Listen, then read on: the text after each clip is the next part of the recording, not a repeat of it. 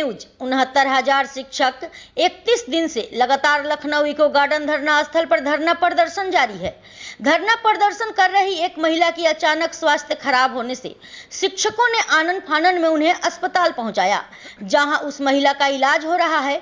वही नहीं, तमाम ऐसे शिक्षकों ने सुप्रीम कोर्ट के आदेश के बाद भी न्याय के लिए दर दर भटकना पड़ रहा, जहां पर शिक्षकों ने मुख्यमंत्री योगी आदित्यनाथ से न्याय की गुहार लगाते हुए कहा कि 69,000 शिक्षकों ने 31 दिनों से लगातार इको गार्डन धरना स्थल पर अपनी मांगों को लेकर लगातार डटे हुए हैं।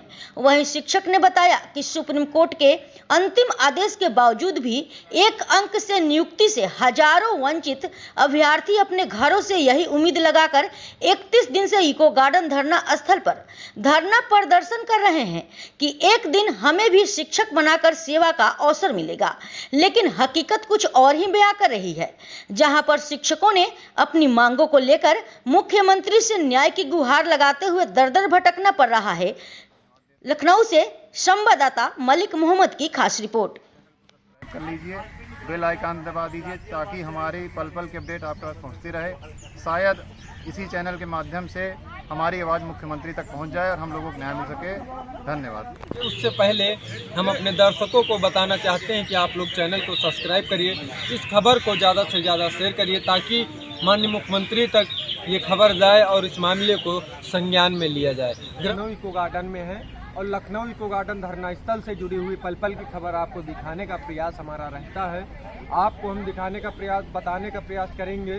देख रहे हैं जो 31 दिन लगातार यहाँ पर धरना इन लोगों का जारी है, जो कि शिक्षक हैं, और आखिर में मुख्यमंत्री और प्रधानमंत्री इस मामले को क्यों नहीं संज्ञान में ले रहे हैं। हमारे कैमरे के पीछे देख रहे हैं कि एक महिला बैठी हुई थी, वो उनको चक्कर आ गया और गिर पड़ी, और गिरने के बाद जो है आनन फानन में ये गाड़ी बुलवाई गई है और उसके बाद जो है निजी गाड़ी से उन्हें ले जाया जा रहा है। यहाँ पर बैठे हुए लोगों से बात करने का प्रयास करेंगे, जानेंगे क्या है पूरा मामला। आखिर में जिस तरीके से सरकार तमाम दावे करती नज़र आती है महिलाओं के ऊपर, ये महिला लगातार आज 31 दिन हो गया, वो भी हमने तस्वीरें आपको दिखाने का प्रयास किया था कि जो बारिश में ये लोग जो है किस तरीके से भीग कर धरने पर यहाँ पर बैठे थे। और रक्षाबंधन में जब भाई बहन का एक त्यौहार आता है, त्यौहार रक्षाबंधन, उसको लेके यहाँ पर तमाम लोग बैठी थी, वो भी तस्वीरें हमने आपको दिखाया था, रूबरू कराया था। लेकिन एक तस्वीर आज ऐसी भी दिखाने का प्रयास कर रहे हैं आपको, हमारे कैमरे में कैद हुई, जो कि मुख्यमंत्री योगी आदित्यनाथ जी जिस तरीके से आप बात करते हैं महिलाओं के सम्मान की, बेटी बचाओ बेटी पढ़ाओ, उसको लेके ये बेटी आप बैठी हुई हैं, एक ही आस लेके बैठी हुई हैं। शायद हमारे मुख्यमंत्री योगी आदित्यनाथ जी इस मामले को संज्ञान में ले और ये शिक्षकों को साथ जो है न्याय हो। लेकिन आपको हम बताना चाहते हैं कि लगातार जो है ये जो है न्यायालय के द्वारा फैसला हो जाता है और उसके बाद जो है इस मामले को आखिर में संज्ञान में क्यों नहीं लिया जाता है। जो बैठे हैं उनसे भी बात करने का प्रयास हमारा रहेगा, हम बात करेंगे। क्या नाम है? बैठे बैठे हुए 31 दिन हो गए। सुप्रीम कोर्ट से आदेश आ जाने के बाद भी अगर कुछ नहीं हो रहा है या सरकार नहीं सुन रही या उनके अधिकारी नहीं सुन रहे, तो कितनी विडम्बना की बात है। और मतलब आम आदमी जाएगा कहाँ? उसके पास कोई और ऑप्शन है क्या? अगर वो अपना सुप्रीम कोर्ट से उसके पास आदेश है कि इसको नियुक्ति दी जाए और उसको नहीं, कोर्ट का आदेश सब दबा के रखते हो टेबल के नीचे, क्या होगा? तो देख रहे हैं किस तरीके से जो है शायद यहाँ पर 31 दिन हो गए हैं, लगातार ये लोग बैठे हैं, धरना जारी है। किस तरीके से ये लोग पढ़े होंगे, किस तरीके से इनके माँ बाप ने पढ़ाया होगा, वो भी हम आपसे रूबरू हैं। क्या नाम है सर आपका? मेरा नाम हरिराम त्रिपाठी है और 31 दिन से हम लोग धरने में हैं और हमारी योग्यता को सुप्रीम कोर्ट ने अप्रूव किया, जो डेमोक्रेटिक सेक्टर का एक प्रमुख स्तंभ है। अब कार्यपालिका काम है, कैरी आउट करना काम है। अगर न्यायपालिका ने आदेश कर दिया है तो प्रशासन का काम था कैरी आउट करना काम, हमें नियुक्ति देना चाहिए था, उनके आदेश का पालन करना था, लेकिन उन्होंने उसको बिल्कुल भी नहीं माना। अब हम क्या समझा कि कृपया उसका सम्मान डूबने ना दें।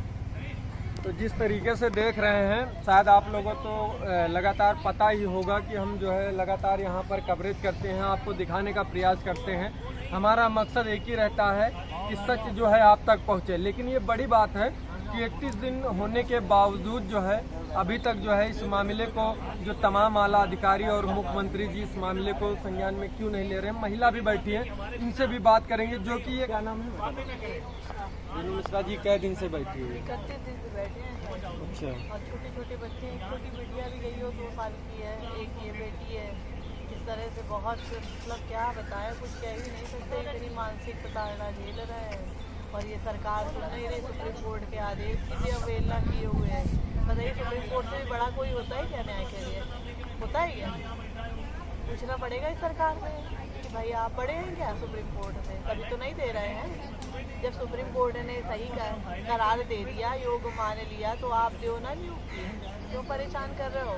अभी सर अब इतना फ्रस्ट्रेट हो चुके हैं, 5 साल 11 महीने सुप्रीम कोर्ट ने हम लोग को, देख सकते हैं आप, 9 नवंबर 2022 में 1 नंबर प्रदान किए। हम लोग योग्य विद्यार्थी हैं और हमारे मुख्यमंत्री जी को सारे योग्य शिक्षक भी चाहिए थे। तो आज हमारी योग्यता हमें सड़कों पे ला चुकी है। तो मुझे सर्वोच्च न्यायालय के सम्मान के लिए मैं यहाँ बैठी हूँ। क्या कार्यपालिका सर्वोच्च न्यायालय से बड़ी हो गई है? हमारे पास अब इतने पैसे नहीं हैं कि हम रोज़ लड़े थक चुके हैं। आर्थिक रूप से, मानसिक रूप से, शारीरिक रूप से अब थक चुके हैं।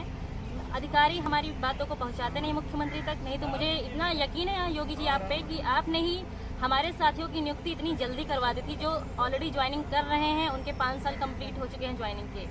तो मैं चाहती हूँ आप खुद यहाँ पे आएँ, देखें हमारी कंडीशन को। लोगों को लगता है कि हम यहाँ पे बस पिकनिक मना रहे हैं या बस आ रहे हैं जा रहे हैं, लेकिन आने के भी तो पैसे होने चाहिए ना। यहाँ पे कैसे आए? हमारे घर वालों ने हमारे ऊपर 2 लाख खर्चा किया DELED करा के।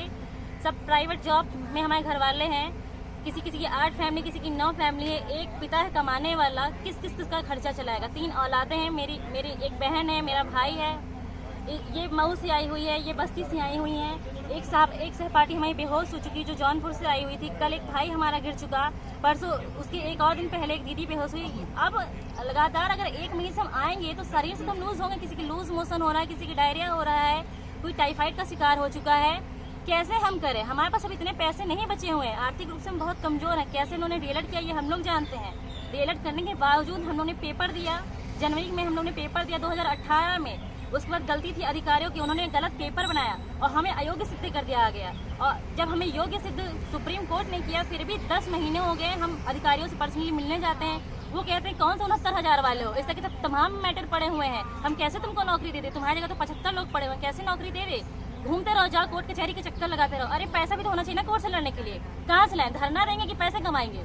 अब पापा से तो पैसे मांगेंगे नहीं। पापा पढ़ा रही, शादी की उम्र हो गई, शादी की उम्र में पापा हम लोग शादी के लिए पैसे इकट्ठा करेंगे या नौकरी के लिए? यहाँ इतना पढ़ाया हम लोग को योग्य बनाने के लिए कि धरना देने के लिए बनाया।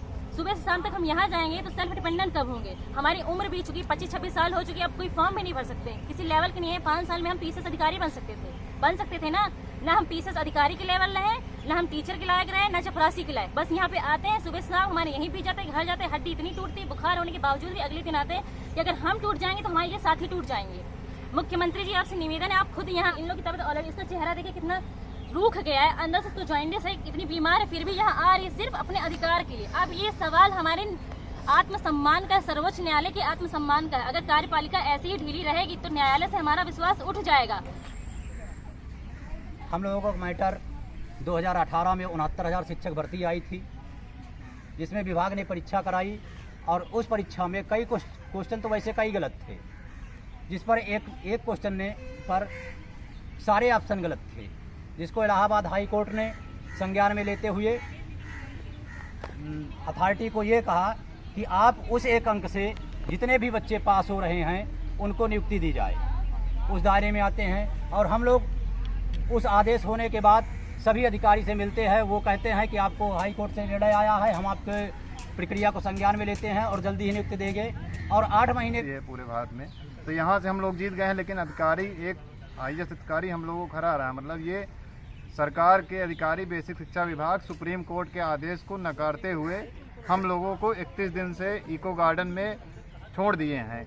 हम लोग यहाँ बीमार हो जाएं, चाहे मर जाएं, कट जाएं, कुछ भी हो, ये अधिकारी हम लोगों को अपने विभाग में एंट्री करने के लिए इतने दिन से कुछ भी देख रेख नहीं करो। यहाँ तक कि भाई मतलब जैसे आप बैठे हैं 31 दिन से, तो एक बार अधिकारी आते हैं, कहते हैं धरना समाप्त कर दो, हम इतने दिन में काम कर देंगे। ये हमेशा कहते हैं, लिखित में कोई आश्वासन नहीं, कोई लिखित आश्वासन नहीं दे रहे हैं। कह रहे हैं जब तक मन हो बैठे रहो। हम अपने हिसाब से करें। इसीलिए अधिकारियों से हमारा पूरा विश्वास उठ गया है। अब केवल मुख्यमंत्री से ही उम्मीद है।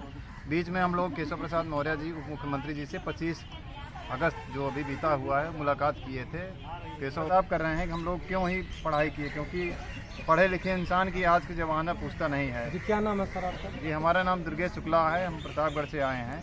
31 दिन से लगातार बैठे हैं। कल रात को भी हम लोग यहीं बाहर ही जन्माष्टमी का त्यौहार मनाए हैं। तो अब भगवान से भी हम कलयुग में श्री कृष्ण जी से उम्मीद लगाते हैं कि हमारा नैया पार करा दें, अधिकारियों का घमंड टूट जाए, यही हम भगवान से मना रहे हैं। धन्यवाद।